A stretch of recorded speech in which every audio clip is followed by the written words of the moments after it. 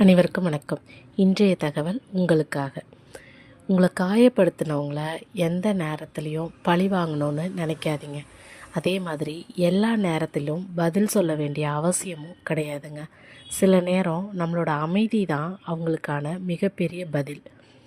உங்களை தவறாக புரிஞ்சுக்கிட்டவங்க, உங்களை குறை சொன்னவங்கள மன்னித்து விட்டுட்டு நீங்கள் முன்னேறி அடுத்த ஸ்டெப்புக்கு மூவ் ஆகுங்க. ஏன்னா உங்களோட உண்மை என்ன அப்படிங்கிறது முருகனுக்கு தெரியும். இன்று உங்களை மதிக்காமல் இருந்தவங்க கூட நாளை உங்களோட மதிப்பை உணர்வாங்க. நிச்சயமாக அதற்கான காலம் வரும். ஸோ மனசை உடச்சிக்காமல் உங்களுடைய மனசை தெளிவான பாதையில் செலுத்தி அமைதியாக உங்களோட வேலையை மட்டும் நீங்கள் பார்த்துட்ருக்கீங்க அப்படின்னா உங்களுடைய வாழ்க்கை நிச்சயமாக ஒரு நல்ல நிலைமைக்கு வரும். முருகன் உங்களுக்காக நீங்கள் நினைக்காத கதவுகளையும் திறப்பார். ஓம் முருகா. நன்றி, வணக்கம்.